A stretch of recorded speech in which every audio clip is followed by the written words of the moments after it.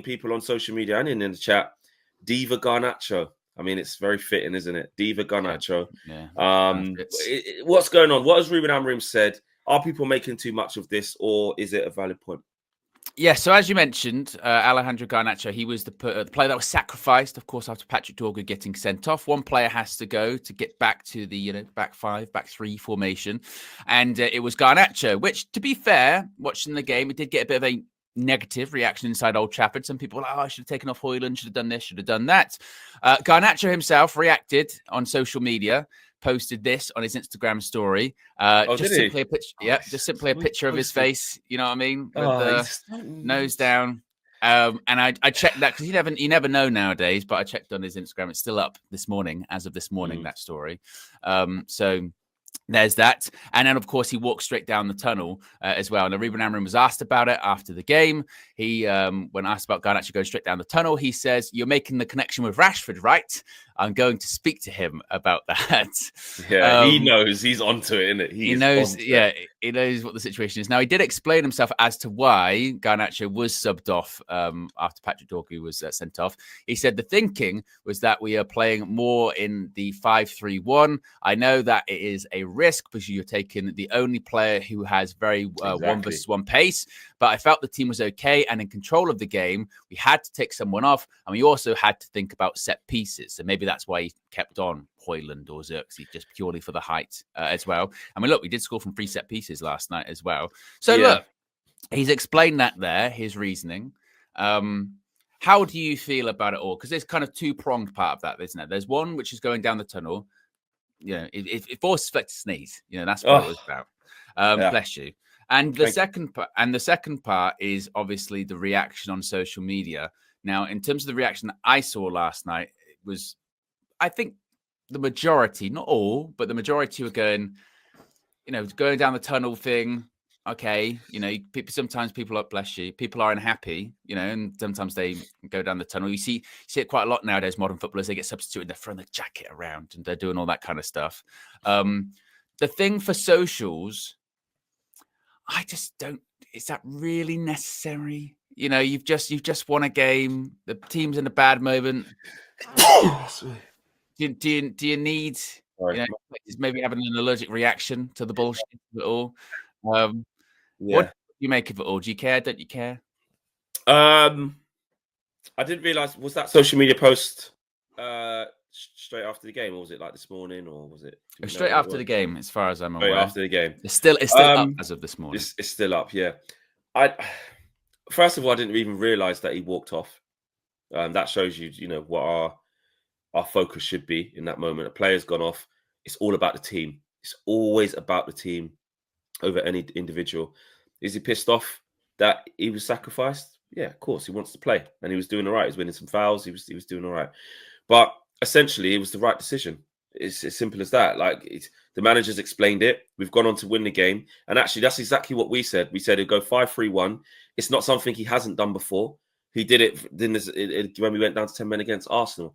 And actually, Garnacho went to right wing back that day because Dalot was obviously got sent off. So he put him there for a little bit before. I think he made another change and then he changed it. So it's not that. And then I think Garnacho was sort of in that midfield three, but on the right of it and did. So it's not that Garnacho can't play it, but in this type of game, it's true. Like, we were in control. I feel like in the context of this, I do understand. Look, Højlund was a disaster class. He was again. And you could argue, well, maybe put Xerxes up there and at least you keep Garnacho in there because, again, you're losing your pace. You're losing 1v1, someone who can get at someone. But I don't think it... I think people are more onto this because Garnacho's just got a little bit of a streak of doing this, of just some little things about... pattern of behaviour, isn't there? Yeah, and this isn't make sure he needs to be part. I wouldn't be like, he can't be in the team for the next game and all of this stuff. All it needs to be is a conversation of, bro, we're all one. I know you're pissed off that I had to take you off. I get that. If you're happy to come off, there's something wrong, as a lot of coaches say. If players are running off really happy, they're getting subbed off, something's wrong. So I've got no problem with showing a bit of bite. So I don't need to go over the top with that. But all it needs is Amorim to literally have that conversation. And he even prepped it. He was like, I'll have that conversation, and you can ask me in the next presser because they will. And he said, yeah, I spoke with him. He's good. He was just frustrated, which is clear. He was in a good moment. I had to make the best for the team, and we move on. That's it. So, you know what I mean? I don't really see it as that deep, but he has made it about himself a bit, though. You know what I mean? Well, this is what I mean. I think this is maybe where the frustration comes from. You getting subbed off because the team's gone down to 10 men. You talk to some fantastic football players, they'll say, yeah, it happens to everyone. You know what I mean? It happens. And it's a lot of the time, it's not an indictment on you. Sometimes, like Ruben Amorim said there, it's just tactical, or it's just, well, we've got to do something for now. And, it happens. It's an unfortunate situation. So in terms of the walking down the tunnel and that, I just look at it all, and it may be like you said, this is where you have the word with the player, and you just go, mate, look, we're really struggling this season. We're playing badly. We're not getting results. Look where we fucking are in the league, and just like we've got a win, overcoming adversity. You've got the win. It's a lot better if we're talking about the fact that we've overcome that obstacle and we're focusing on the win. The fact it's just extra noise that doesn't need to be there. Is very avoidable. We will talk about Andre Onana in a bit and how many situations he's involved in that are avoidable on the pitch. But it's one of those ones where it's like, and this is KG's brought this up before, and it is true. Different generation, I get it. Different generation where it's like, go to social media, but do you need to? Do you really need to? He's got, I think I saw on Instagram this morning, he's got 12 million followers. Do you really need to go to 12 million followers? He's got 12 million now. Yeah, and put up a picture of yourself like that in the rain, crazy, head down on the story. Do you need to do that? Do you need to? And again, it's not the first time that he's done that. I mean, a couple of times under Ten Hag, wasn't it? Story here, story there. Largely, it was when he would be subbed off, or if he was, started on the bench or something. And you go, and I get it, because you do look at like Højlund in that game and go, oh, it was rubbish. Like, really? Like you could have put Xerxes at front, like you said, have Garnacho on. But at the end of the day, the head coach, that's his decision to make, not yours. And you do have to accept it. And like you said, it's not good optics, and it's just avoidable. And this is when you would go to you go to a more senior player in the team. Would they do that? No way. Would they do that? It shows his naivety, and it shows that he still has this. And this is where you can talk about it. Again, some people say you don't have to overanalyze it and make a big thing out of it, but we can talk about what it is.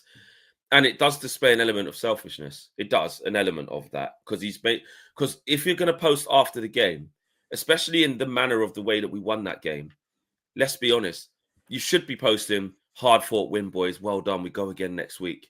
Yeah. Do you know what I mean? But because you're putting it about you, your first thought in that post is you're talking about yourself. You're not talking about the team. The team has just won a very difficult game. Shouldn't be a difficult game, but it was. And you should actually, depending on what type of person you are and what your headspace is, some people can, I'm not going to say take joy at being the sacrificial lamb, but sort of accept that and play there and be like, listen, we won the game. Well done, guys. But the fact you're posting yourself just disappointed, you're making it about you. And I get it's your own personal social media, but it's a team thing. The team had to come through a difficult moment.